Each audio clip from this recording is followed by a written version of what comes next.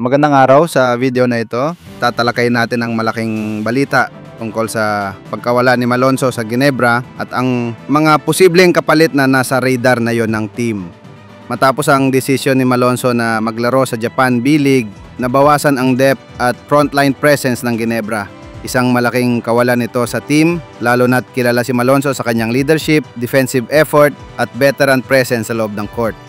Pero hindi nagtagal, lumutang agad ang balita na may tatlong pangalan na tinitingnan ngayon ng Ginebra para punan ang pwestong iniwan ni Malonzo.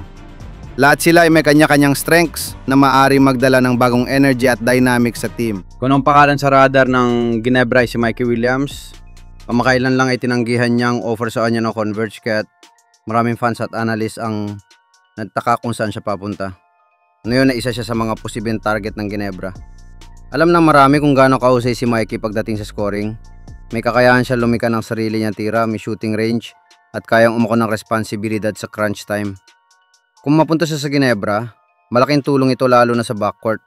Pangalawang pangalan na pinapansin na yon ng Ginebra ay si Justin Baltasar.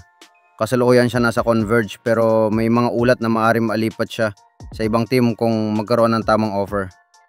Isa siyang solid big man na maasahan sa ilalim. Si Baltasar ay may experience na rin sa international play at kaya tumulong sa rebounding, defense at kaysa scoring mula sa loob.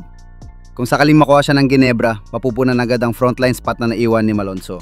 Pangatlong pangalan na binabantayan ng Ginebra ay si Ken Taffen mula sa Phoenix. Isa siyang versatile forward na kaya maglaro sa iba't ibang posisyon.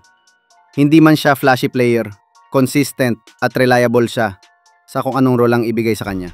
Malaki rin ang tiwala ng coaching staff ng Phoenix kay Taffen. Kaya't kung sakaling makuha siya ng Ginebra, ibig sabihin nito ay may plano talaga ang team na dagdagan ang lalim ng kanilang bench at rotation. Tutuusin, lahat ng tatlong players na ito ay may kanya-kanyang dalang strengths. Si Mikey scorer, si Baltasar ay big man na kayang mag-control ng paint, at si Taffen ay role player na may high basketball IQ. Sa sistema ni Coach Timcon, malaking bagay ang pagkakaroon ng players na flexible at kayang sumunod sa structure ng team. Kaya kung makuha nila ang kahit sino sa tatlong ito, posibleng seamless ang adjustment at tuloy-tuloy ang competitiveness ng Ginebra. Bukod pa rito, kilala ang Ginebra sa pagkakaroon ng malalim na fanbase at pressure na manalo sa bawat season. Kahit hindi malayang gusto rin ng mga player na makuha ang oportunidad na maglaro sa kanila. Pagdagdag ng bagong talento ay hindi lang para punan na walang pwesto, kundi para palakasin palalo ang team moving forward. Ang Ginebra ay palagi nga sa contention sa playoffs at championships, kaya't mahalagang maayos agad ang lineup.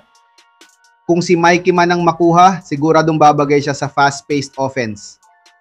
Kung si Baltasar naman, lalakas ang depensa at rebounding ng team. At kung si Taffen, magiging mas malalim ang rotation lalo na sa defensive schemes at spot-up shooting. Sa huli, ang importante makahanap ang Ginebra ng player na hindi lang skilled, kundi willing makibagay sa kultura ng team. Mahalaga ito para sa chemistry at long-term success ng grupo.